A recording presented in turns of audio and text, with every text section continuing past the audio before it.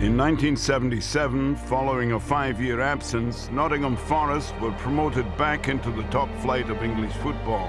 Within 3 short years, they were league winners, cup winners, and European champions. Scores! The extraordinary managerial partnership of Brian Clough and Peter Taylor had built a side to conquer all before them.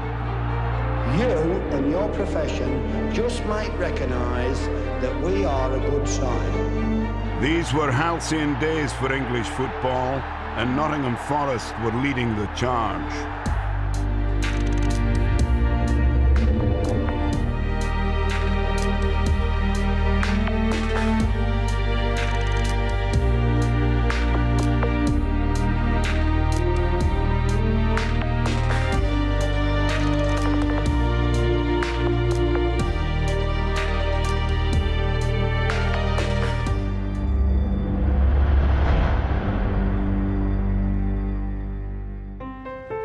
After just 44 days in charge of Leeds United, Brian Clough had been sacked. But despite the controversies around Clough, Nottingham Forest felt fortunate to enlist him as their manager in January 1975.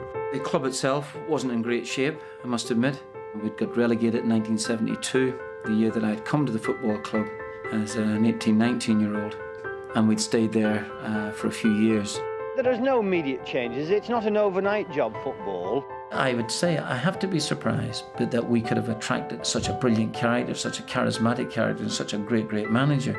I've got to get to know them a little bit better, try and get a little bit out of them. I think they've got to, got to produce. We got him, I think, with a big point to prove. Being sacked at Leeds United, is obviously holding a grudge, which was good. We had one thing in common, of course. We both want success. The committee wants success and I want success for Nottingham Forest. Joining Clough at Forest was midfielder John McGovern, who had played under him at Hartlepool, Derby and Leeds. He threw a ball at me in the dressing room before the start of one match. We were all wondering who was going to be captain. And I caught it, and he literally said, "Oh, you caught that well. You might as well take the lads out." And a year after he was manager of Nottingham Forest, Peter Taylor rejoined him, and that was really like the blue touch paper and stand well back. Clough and assistant Peter Taylor were a formidable partnership. They had turned Derby County from second division strugglers into first division champions and guided them to a European Cup semi-final. After a spell apart, they had reunited, and at Nottingham Forest were ready to forge their greatest team yet. Good cop, bad cop. You go in for a contract and Peter say to you, "What's your vices? Do you like women? Do you drink? Do you gamble?" And then the manager come in the room, he say, "Well, I'd like a vice, boss." He said, "Well, I hear you like gambling." And I go, "Where's he got that from?" So Peter told him what your vice was. I think 2 people can do a job better than one for a start, and his expertise in finding players and having a knowledge of football was second to none at that particular time. There was a lot of untapped talent. You know, you're talking about John Robertson, who was, second to none really. Tony Woodcock, Viv Anderson, Martin O'Neill, Ian Bowyer, all these people were here. In May 1977, the potential began to be realised. Forest were promoted and were back in top-flight football after 5 years out of it. I don't think people rated their chances very good at all. You would have been hoping that maybe mid-table or something like that would be an extreme success, really, for a team that just scraped up in 3rd position. But we went up there, and first game was Everton, where I remember for the first 20 minutes, I couldn't get my breath. Then we got a goal, Peter Wood scored. Then we settled down, played terrific football, won 3-1 in the end.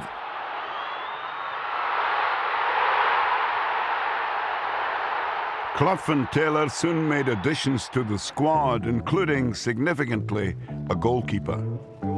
There's no instructions for me as a goalkeeper. We knew we wanted to play football, but by the same token, if I wanted to kick the ball long, I'd see the opportunity. We did have quite a bit of pace up front. The directions from the management were simple. Do your job and get the ball to John Robertson whenever possible. With players such as Ian Bowyer and David Needham in the squad as well, this was a group that would take the First Division by storm. We were flying, absolutely flying. But there was lots of doubters around, and I'm deep down probably because it was the whole First Division at that time was essentially new to us, to a lot of the players, that we wondered how long we could maybe keep this going. As Christmas approached, Forest were top of the league, but next up was a trip to Old Trafford. That's the greatest performance I've ever played in a team. Just as simple as that. We were awesome that day. Played in for Peter With, and Woodcock scores! Tony Woodcock for Forest. We were mesmeric that afternoon. Really, really fantastic. It's on.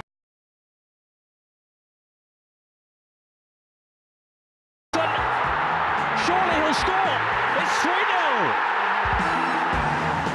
And we scored 4. It was just an incredible performance. Put it through by Gebel. Tony Woodcock for a goal. It's 4. There was a great freedom about the team. We were counter-attacking it, not only with great skill, a lot of pace. It was great to be part of it. It wasn't just in the league that Forest were impressing. By March 1978, they'd earned themselves the right to challenge realistically for trophies. In under a year, Clough's men had gone from the Second Division to League Cup finalists. But the boss would not be letting anyone get carried away. Around this team, complacency was strictly forbidden. Despite the fact we played reasonably well for 5 or 6, 7 months, at this precise moment, we haven't won anything. Forest's opponents were the domestic and European champions, Liverpool. They were the real pedigree, you know, they were the real deal. If you had any ambitions to win anything, you knew you had to get past Liverpool. And adding to the difficulty of the task ahead, goalkeeper Peter Shilton was cup-tied. That spirit and belief within the camp, Chris Wood's coming into the side as a young, inexperienced goalkeeper performed miracles for a player so young. After a 0-0 draw, the teams replayed at Old Trafford, where John Robertson's penalty settled the tie. Forest had their first silverware in 19 years, and a bigger prize would soon follow. The title could be won with 5 games remaining at Coventry City. It was a day that I'll always remember at Coventry because, you know, we were put under a lot of pressure, but there was a day.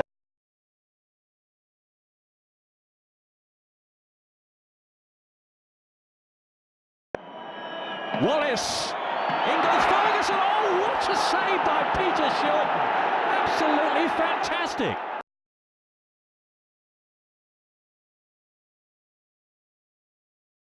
With a bar, and I think the great thing was he actually just sank on his knees. If so, I can't believe what's happened, how he saved that. I said before we kicked the ball, I thought we'd qualify for Europe, no more, and that would have been an achievement. But having signed Shilton, I said then that anything was possible. He's by far the greatest goalkeeper in the world, and has been for the last 10 years.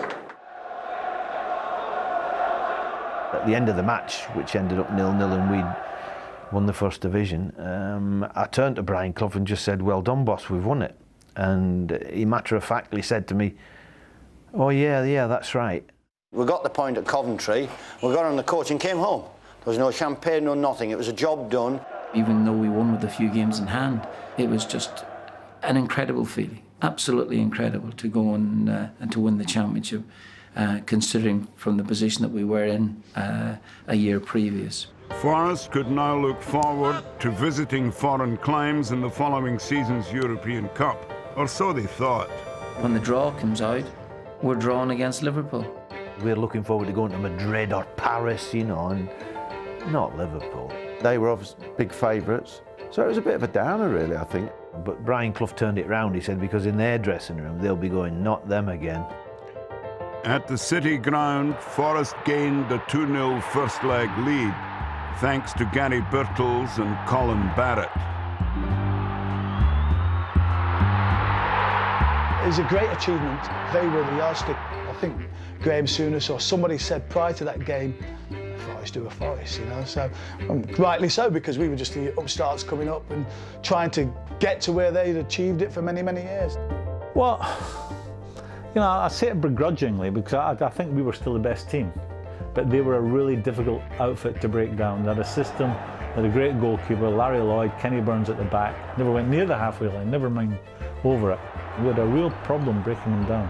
At Anfield, Forest held on for a 0-0 draw. The European champions were out. I don't think at that time we realised just how good they were. We knew they were a good side, but if ever you would look at a side and say, right, they're the ones that ultimately play so much to their strengths. We kept on playing against them in that period and hammering them, and they kept on beating us. We were very resilient and we were starting to know how to defend. People kept on writing them off, and I tell you what, not only were they a great team, but and a very underrated team. When you talk about a team, this was a real team. Knocking them out, I think that some of the major people at Liverpool at the time said, you can go on and win this competition. Forest had become seemingly impossible to beat. From 26 November 1977 until December 9th, 1978, they were undefeated in the league. People said, oh, do you realise you've gone 42 league games without losing? You know, nobody had ever considered it. You know, there was no publicity thrown at it. And when it actually happened, it was, oh, we've lost. A little bit of a mishap, really, but the consistency was incredible. And that's why I think, you know, we couldn't wait for the next training session, never mind the next match. In February of 1979, Forest added a star signing and in doing so smashed the British transfer record. I broke the story of Trevor Francis signing, first £1 million player. The transfer fee record at the time was 500,000. So to actually go from 500 to 1 million was quite something. Brian put this line out, didn't he, about the fee, saying that, you know, I didn't want him to get big-headed, so I made it £999,999. But the story goes that with levies and VAT and all this sort of thing, it was well over £1 million anyway. This was the biggest meeting that I was ever about to experience in my footballing career. And Brian Clough was actually playing across the road. I believe he was playing with Gary Birdhill's squash. He has all the equipment needed to be a highly successful player. That's why we've invested £1 million of Nottingham Forest money.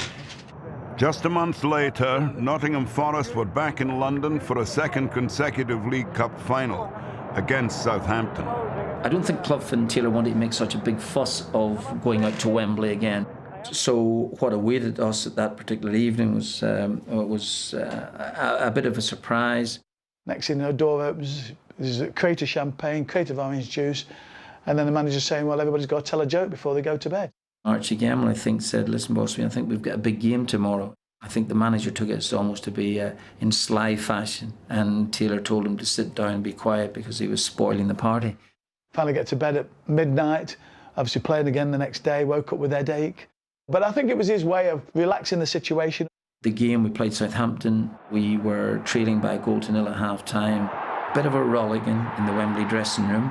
I think it was Clough more embarrassed by what had happened the evening before and realising that this might have an effect on our game. But anyway, the team talk seemed to work. Eventually, we won the game 3-2. 2 goals for Gary Birtles and 1 for Tony Woodcock made sure Forest successfully defended their League Cup title. We had many a decent evening after that, in good company with Clough and Taylor, but I think that they never went as far again. In the European Cup, the team had reached the semi-finals, but German champions Cologne drew 3-3 at the City Ground. Brian Clough had a message to deliver before the return leg. He just looked right at the camera and he said, I hope anybody's not stupid enough to write us off.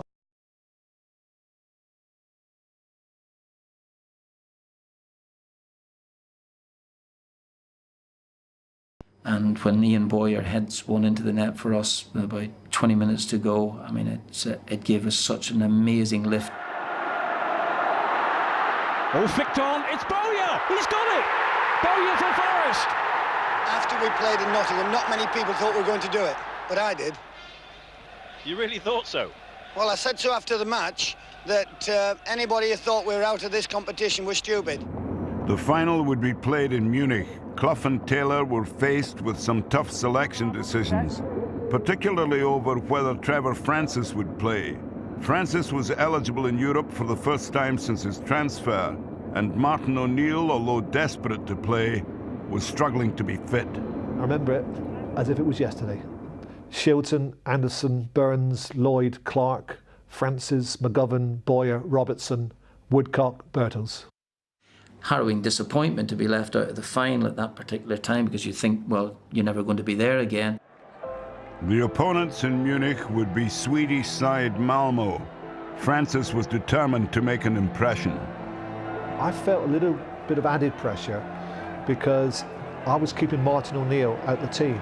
Because of that, I felt that I had to give something extra, for Nottingham Forest to justify the faith that Brian Clough showed in me.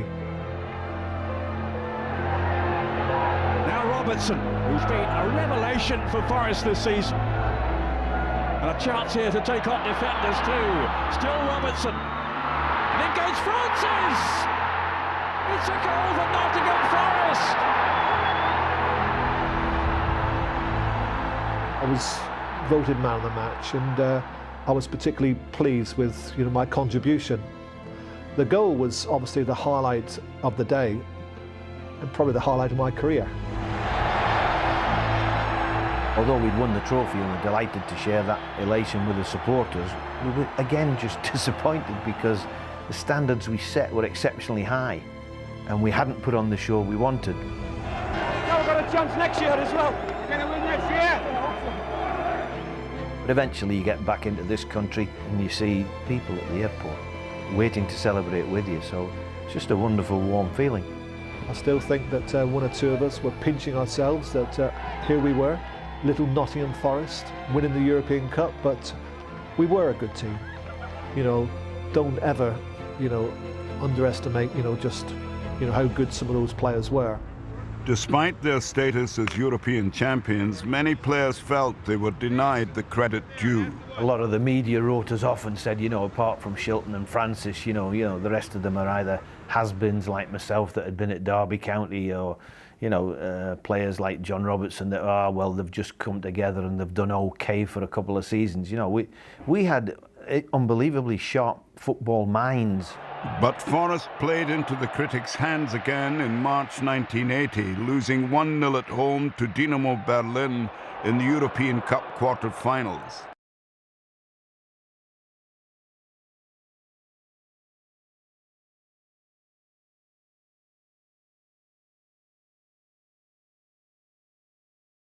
As a Nottingham Forest footballer. Up goes Needham, and Francis could nip in here. He has. Trevor Francis gives Forest the lead. O'Neill working so hard. Francis, it's 2. John Robertson's penalty completed a 3-1 win. Victory was sweet, and Clough and his players savoured it. We play with discipline. We don't play with any problems with referees. We try to entertain, and you never know, John, you and your profession just might recognise that we are a good side.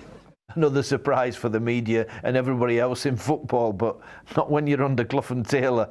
Miracles can happen. In the semi-finals, Forest faced Ajax. They made sure they went to Amsterdam in control of the tie, scoring twice at home through Francis and Robertson. And the away leg was an experience to remember. We get to Amsterdam, the manager says, everybody down in reception in 10 minutes. So we're down in reception. Where do you go in Amsterdam? Going for a walk. Peter Taylor and Brian Clough decided to take us down the red light district before the game just to relax us. Peter was such a funny man that he went to one of the, well, you'd call them doormen on one of these clubs where a lot of nice young ladies earn a living, and tried to negotiate a club deal for all the players. And it was just absolutely hilarious. It was certainly something different for a pre-match European tie. On the pitch, Søren Lerby scored for Ajax to make the last 25 minutes uncomfortable, but Forest held on. There was a collective sigh of relief in the dressing room rather than euphoria at a second European final. But in Madrid, Clough was missing a key player. We had a young boy called Gary Mills, 17 years of age, playing up front because Trevor Francis, we'd lost him after the semi-final stage with an Achilles tendon injury. So we're literally a little bit under strength and we're second favourites. But we thought, well, you know, what's the preparation going to be like? And of course the management came up with a great preparation. We went to Mallorca for a week with no training and no curfews before the final. Over the years, one of the things I've taught is no matter what work you're in, you cannot do everything to the best of your ability unless you relax. The more you are relaxed, assuming you've got a bit of talent, there's no point in being an idiot relaxing if you've got no talent, but if you can relax, you can portray everything you've got to offer. You know, to train in Calamalor, I couldn't find any grass really, and I was panicking a bit, and Peter Taylor says when we get to Madrid, we're in the mountains, but you know, there's a lush training pitch there, you can have a couple of good sessions, that's all you need. When we got there, it was like a hard tennis court. You know, I couldn't dive around on it, I'd have injured myself. And I'm panicking a little bit because I've done no training, and I ended up, Clough said, we better go and try and find some grass. I get a phone call there from my friend who's one of the supporters going to the game. He says, I've just gone around this island, I've seen Peter Shilton diving on this island. And I'm saying, yeah, probably right. The only bit was a traffic island, you know, and I thought, I've got to do something. And we said, you know, there's a couple of trees, and I got between them, and Jimmy gave me some short, quick reaction stuff. No crosses or anything like that. His way was, been a long season, just go out, one more game, one off and play. From the second division to a second European Cup final in 3 years, Clough and Taylor had achieved something so far unparalleled in the game. The message they'd preached since day one was the gospel again before this final with Hamburg. It's basically, you're playing as a team, don't play individually, keep the passing going, you want to keep it on the deck, give the ball to John Robertson every chance you get because Robbo will create problems for the opposition. And as usual, the genius John Robertson got us a goal in the first half.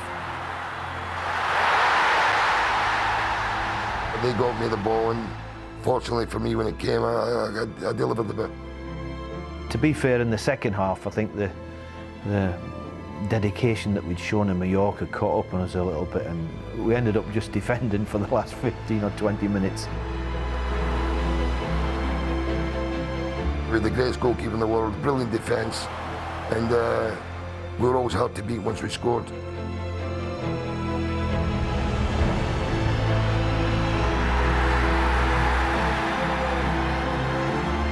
We won the prize, the European Cup. And for me, playing in the final was just an absolute dream. It was all done and another campaign was over, and we were champions of Europe for the second time, which again still surprised people, you know.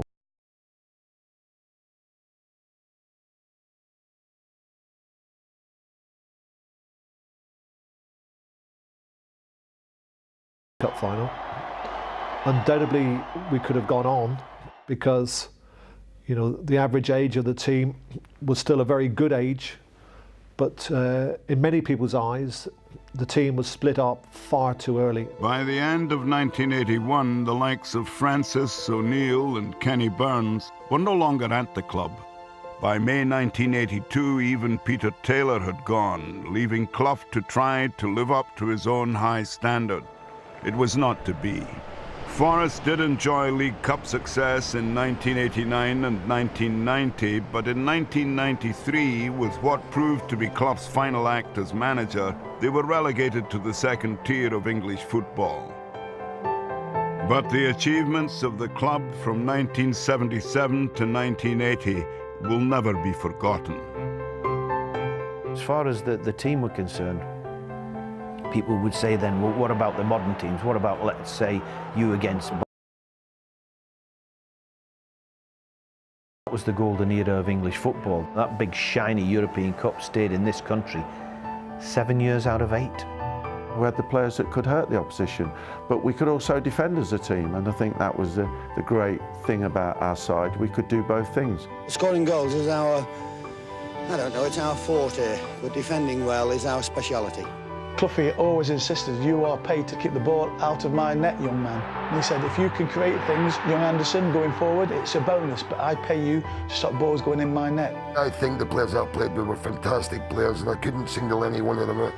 You'd have to say that the fulcrum of the team was John Robertson. That's a big compliment to him, considering that we had some really, really top quality players. They were just a great team and a great bunch of lads who gelled together, who socialised together, and they say that sometimes in adversity, if you're not playing well, camaraderie or that spirit can get you through games. It was just a phenomenal achievement for us to have done that, and feel privileged and proud to have actually done that, all that sort of thing.